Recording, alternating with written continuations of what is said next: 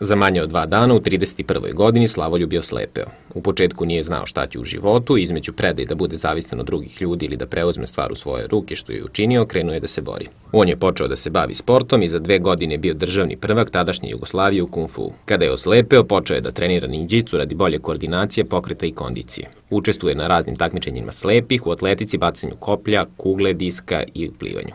Svaka ta aktivnost mi je prosto davala to uloženo, znači to je stvarno bilo uloženo i vreme i trud, ali nagrada je bila mnogostruko veća nego što sam uložio truda. I onda mi prosto nije ni bilo teško posle da kaže neka planina, pa ajde idemo gore.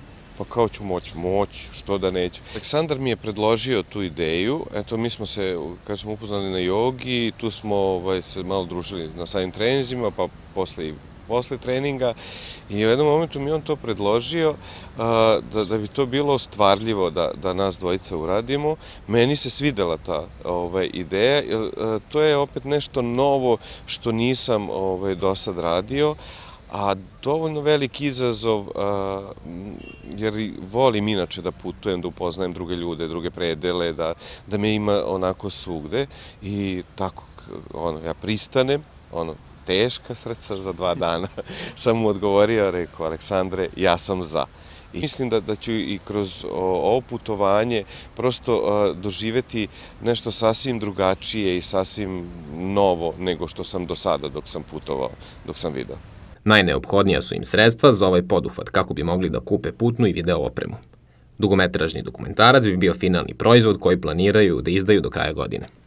Što se samog putovanja tiče, mislili smo da idemo preko Mađarske, Austrije, Nemačke i Francuske, preko La Manša do Londona, pa vidjet ćemo gde će taj put da nas odvede, pošto život na putu je dosta nepredvidiv i onda nikad ne znate šta je sledeće. Pa ljudi su super reagovali, imamo pozitivne kritike na sve strane, sad što se finansijske strane priče tiče, malo je tu problematičnije, pogotovo ovde u Srbiji gde i nije baš neka finansijska situacija i sad posle ovih poplava i situacije sa Obrenovcem i drugim gradovima nije baš toliko lako doći do nekih sredstava. Mi tražimo trenutno sponzorstva i donacije.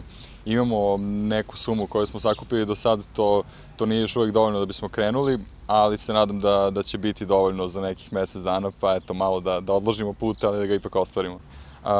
Imamo internet kampanju, zapravo fundraising kampanju na sajtu indiegogo.com, a sve ostale podatke o donacijama iz Srbije mogu se pronaći na našem sajtu whitecanrow.com u odeljku donacije odmah na vrhu stranice. Put je prvobitno bio planiran 15. avgusta, ali zbog nedostatka sredstava odložit će se za 15 do 30 dana. Svako ko želi da pomogne ovim izuzetnim ljudima u njihovom poduhvatu, to može da uradi na sajtovima gde se sakupljaju sredstva za ovaj put.